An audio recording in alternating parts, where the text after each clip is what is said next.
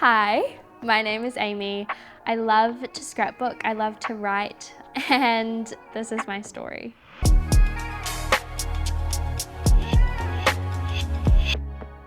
I'm the youngest of 6. There was often a lot of shouting, punching walls. As quite a young kid, that was really intimidating to witness. When I was about 8 years old, I discovered that 3 of my siblings actually had autism and ADHD. It led me to just feeling like the forgotten child from quite a young age. They required so much additional help and had so many extra needs that often I felt like my needs fell by the wayside. The first time I self-harmed, I was 12 years old. And it was about a 5-year journey for me, where at the darkest point, I was harming myself almost every day.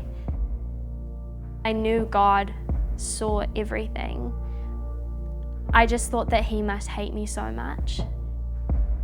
I met Jada, who was the first person outside of my school counsellor that I spoke about my journey with self-harm with. And I thought that once I shared with her those deepest, darkest parts, she would want nothing to do with me ever again. She really just saw who I was on the inside and still loved me. I've had the incredible opportunity to actually become a part of a charity called Drenched, which was made specifically to support siblings of those with special needs.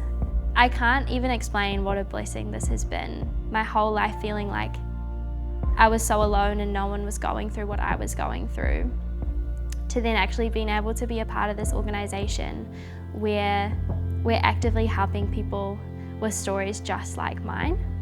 If I'm able to even make one person feel less alone in their story, I would go through it all again. For me, being known has been knowing that I was never truly alone, and that in my darkest moments, God was right there with me.